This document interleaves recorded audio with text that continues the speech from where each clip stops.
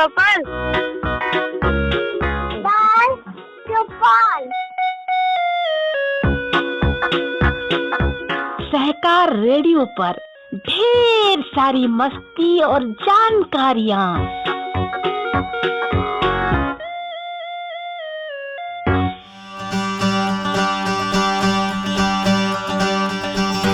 Hello बच्चों, ये है सहकार रेडियो और आप सुन रहे हैं कार्यक्रम बाल चौपाल, जिसे लेकर आया हूँ मैं यानी आपका साथी कौशल। बाल चौपाल की ज्ञान विज्ञान की श्रृंखला में, जिसमें हम सुन रहे हैं महान आविष्कारों के बारे में। इसकी पिछली 2 श्रृंखलाएं आपने सुनी, आज इसकी तीसरी कड़ी।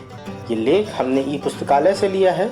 इसे लिखा है रिचर्ड ब्रूवुड ने और चित्र बनाए हैं रॉबर्ट आइटन ने।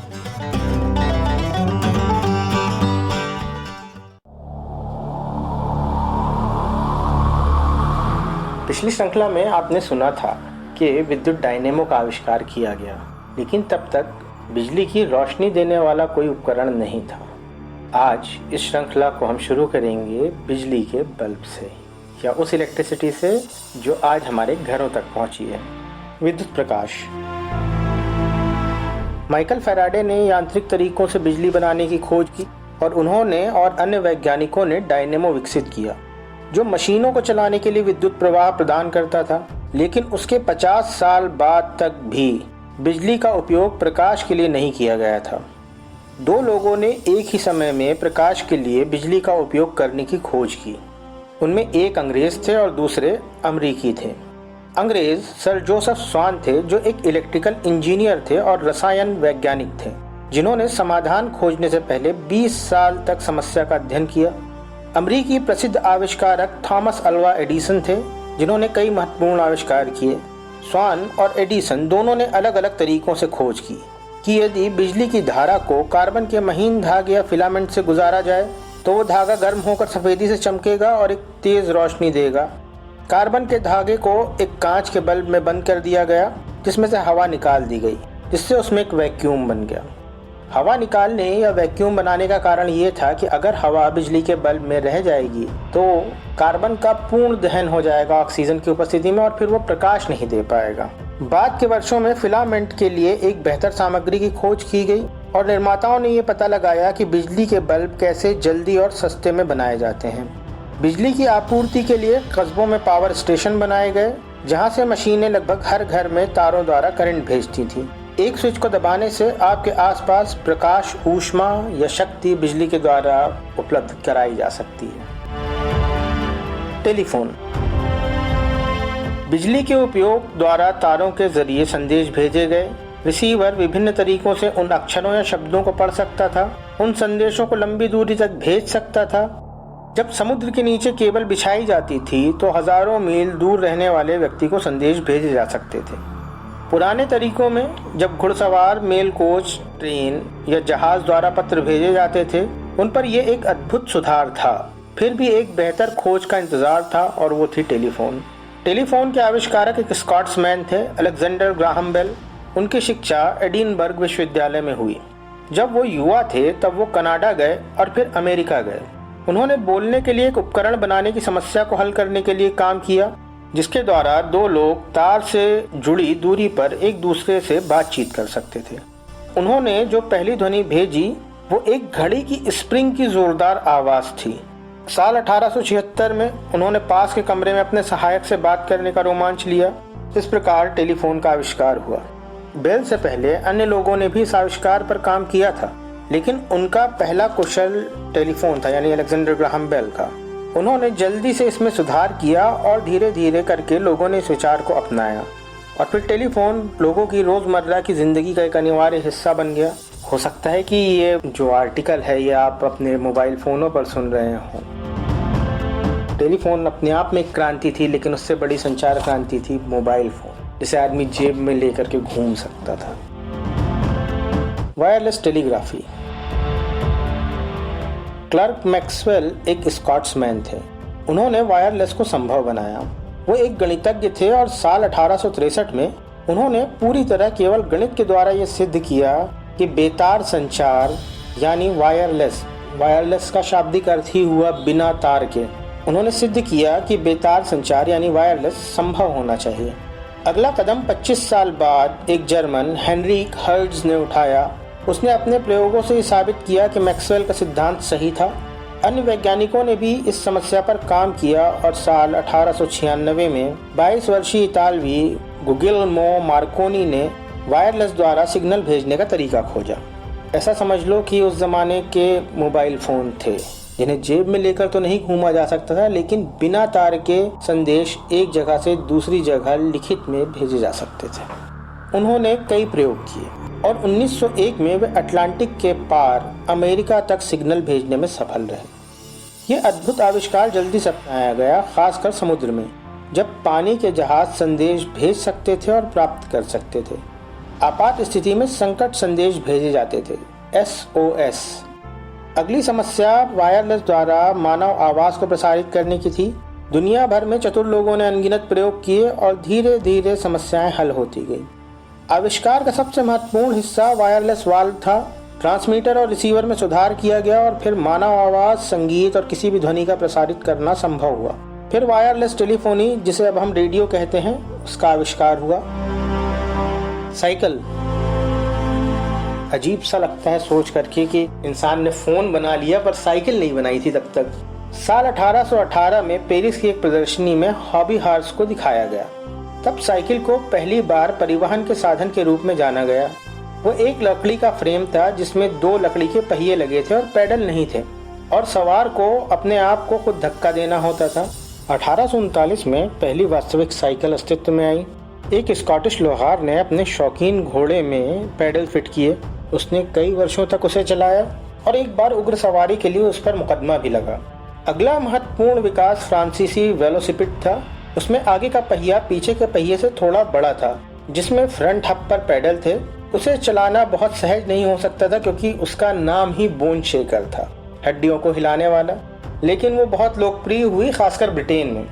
बोन शेकर के बाद पेनी फार्थिंग आई। उसका ये नाम इसलिए पड़ा क्योंकि उसका सामने का पहिया पिछले की तुलना में बहुत बड़ा था।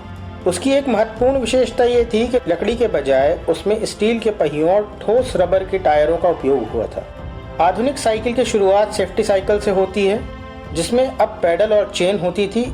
इस प्रकार की पहली साइकिल फ्रांस में बनाई गई, लेकिन सबसे अच्छा प्रारंभिक मॉडल लॉसन ने साल 1873 में बनाया, जब सुरक्षा साइकिल में हवा के tyre, ball bearing, free wheel और बेहतर ब्रेक लगे।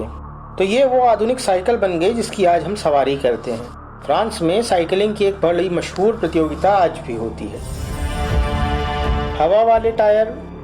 पुराने दिनों में जब लकड़ी के पहिए में लोहे का रिम फिट होता था तो उसे देखने में बच्चों को बड़ा मजा आता था।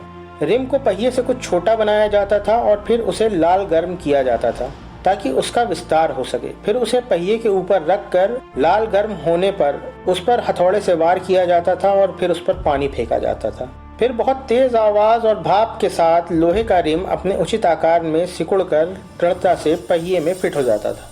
बेसिकली पहिया जो होता था वो लकड़ी का होता था और उसकी बाहर की रिंग जो होती थी वो लोहे की होती थी।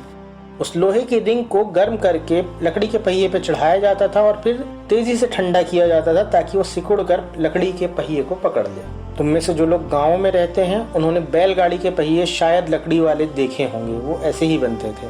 1888 तक महंगी गाड़ियों और ठोस रबर के टायर वाली साइकिल को छोड़कर सभी पहियों में लोहे के रिम ही होते थे। और जब जॉन डनलप नाम के एक बेलफास्ट पशु चिकित्सक के दिमाग में एक विचार आया, वो अपनी कुत्ता गाड़ी में बैठकर किसानों से मिलने के लिए जाया करते थे। तब लोहे के रिम्स बहुत शोर करते थे और उबड़ खाबड़ रास्तों पर बहुत ही असहज होते थे। क्या हवा से भरे रबर ट्यूबों के टायर बनाना संभव होगा? डनलप ने सोचा। डनलप ने एक लकड़ी की डिस्क बनाई और उस पर कीलों से एक रबर की ट्यूब लगाई और फिर उसमें हवा भर दी और उसे लिनन की एक पट्टी से ढक दिया। वो उसे अपने पिछवाड़े में ले गया और उसने अपने बेटे की तिपहिया साइकिल का आगे का पहिया हटा दिया। पहले उसने तिपहिया साइकिल का पहिया पूरे वार्ड में घुमाया। वो थोड़ा आगे बढ़ा और फिर रुककर गिर गया। फिर डनलप ने अपने पहिए को नए टायर के साथ घुमाया। नया पहिया सीधा यार्ड के पार चला गया और दीवार से टकरा गया। यही वो सबूत था जो डनलप चाहता था। अगले साल उसने न्यूमैटिक टायर बनाने की एक कंपनी खोल ली। इंटरनल कंबशन इंजन और मोटर कार। दुनिया की पहली मोटर कार साल 1875 में ऑस्ट्रिया के एक नागरिक सिगफ्राइड मार्कस ने बनाई। उसमें इंटरनल कंबशन इंजन का इस्तेमाल किया।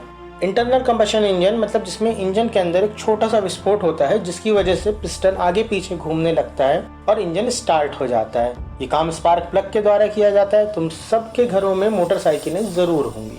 उन मोटरसाइकिलों के अंदर इन्हीं कंबशन इंजनों का प्रयोग किया जाता है। कंबशन इंजनों के आने के बाद ऑटोमोबाइल्स की दुनिया ही बदल गई। कारों को बेचने का काम एक जर्मन कार्ल बेंज ने किया।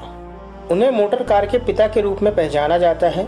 बेंज ने साल 1885 में बिक्री के लिए मोटर कारों का निर्माण किया और एक अन्य जर्मन गॉटलिब डेमलर के साथ मिलकर वे मोटर उद्योग के अग्रणी बन गए। कई देशों के इंजीनियरों ने इंजन और मोटर कारों को डिजाइन किया। सबसे पहली मोटर कारें घोड़ा गाड़ियों की तरह बनाई गई थी और एक प्रारंभिक ब्रिटिश कंपनी का नाम ही the great horseless carriage company था। वे फर्श बोर्डों के नीचे बड़े पहियों और इंजन के साथ कैरिज की तरह दिखते थे। सभी आकार की मोटर कारों का निर्माण किया गया और उनमें तेजी से सुधार भी हुआ। सबसे प्रसिद्ध कार एक ब्रिटिश गाड़ी थी। 1906 में एक प्रसिद्ध खिलाड़ी माननीय चार्ल्स रोल्स ने हेनरी रॉयस एक इंजीनियर के साथ साझेदारी की। दोनों ने मिलकर रोल्स रॉयस मोटर कार बनाई जो लंबे समय से दुनिया की सबसे बेहतरीन कार के रूप में जानी जाती थी।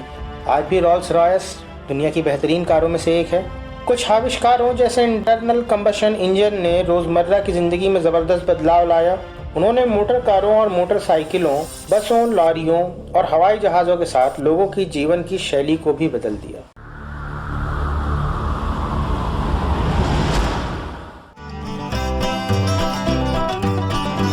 बच्चों, ये था इस हफ्ते का बाल चौपाल। ये श्रृंखला की तीसरी कड़ी थी। अगले हफ्ते आप सुन पाएंगे इस श्रृंखला की चौथी कड़ी। उम्मीद करता हूँ महान आविष्कारों की श्रृंखला आपको पसंद आ रही होगी। हालांकि इन आविष्कारों का सिर्फ संक्षिप्त परिचय ही दिया गया है।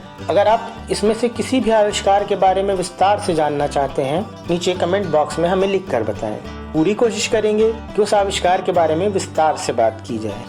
अगर आप हमसे जुड़ना चाहते हैं या फिर ये कार्यक्रम पहली बार सुन रहे हैं तो व्हाट्सएप ग्रुप से जुड़ने के लिए 9617226783 पर अपना नाम और जिला लिखकर भेजिए। फेसबुक से जुड़ने के लिए हमारे पेज को लाइक कीजिए। अगर आप यूट्यूब पर हमसे जुड़ना चाहते हैं तो प्लीज हमारा चैनल सब्सक्राइब कीजिए। अधिक जानकारी के लिए हमारी वेबसाइट www.सहकाररेडियो.com देखिए। आज के लिए बस इतना ही। मिलते हैं अगले हफ्ते फिर से इसी श्रृंखला की अगली कड़ी में। तब तक अपना ख्याल रखिएगा, खुश रहिएगा। बाय।